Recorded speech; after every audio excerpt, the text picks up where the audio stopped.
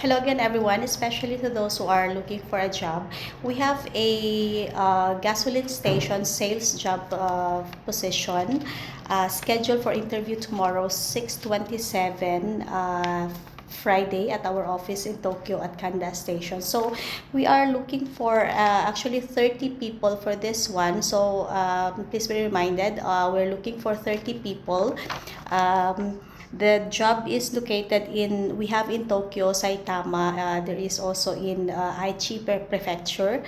So if you are willing to apply for this gasoline sales job position, scheduled for interview tomorrow, Friday, at our office in Tokyo at Kanda Station.